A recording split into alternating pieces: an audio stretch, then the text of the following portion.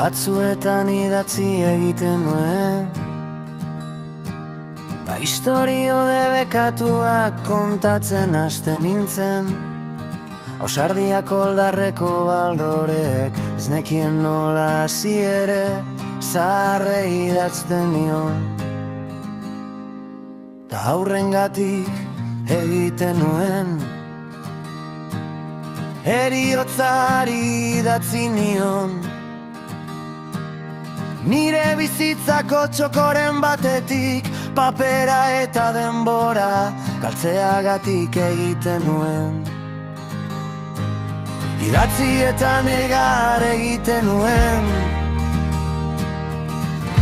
eta modu oinarrizko hartan masturbatzen nintzen moduan bertan. Gaur irakur dadin egiten dut, irakurria eta gogoratua izan dadin orduan beti egongo da nire barnean eta kanpoan. Gaur dakidan gau honi idazten diot, inoiz izango ez dela.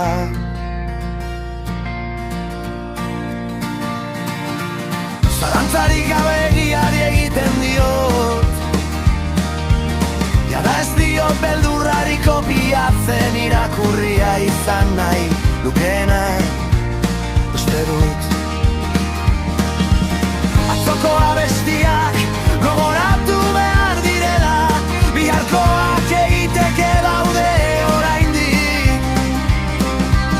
Uste dut garaiak aldatzen direla, atzoko zelaia.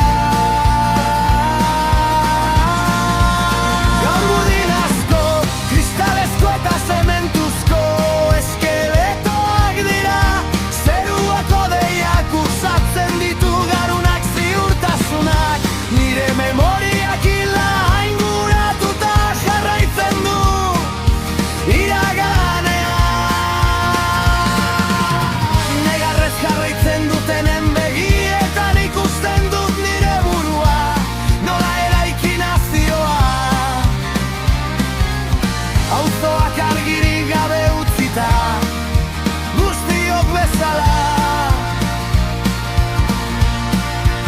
Bizi izandakoa, baino historia gehiago pidatzen dut buruan. Ez naiz iraganetik salbuetziko, ordaindu dut zorra. Indarrak ateratzen nituen lekuan, alferkeria aurkitzen dut. Guztiaren errua nirea da, kromo albumetik askatu naiz. Non hain ezberdinak ginen, guztiok hain berdinak izanik. Girokutzatu batek berunez kargatzen zituen auzo eta kaleak norreza gazte izan noizbait. Elutasuna berari ez dagokion zerbait bezala ikusiz.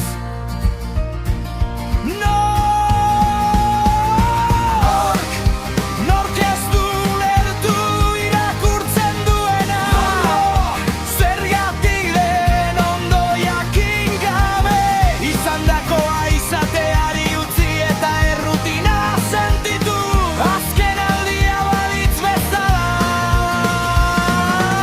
Ikasi ez duenarentzat azterketak duen garrantzia, zure ondoan ezertzen direnek sentitzen dute. Helduen jolasak, kondoirik gabeko sexua, burua edo zein elkarrizketa tadik haube. Zun burua, buruan, bihotza jaurtitzen da.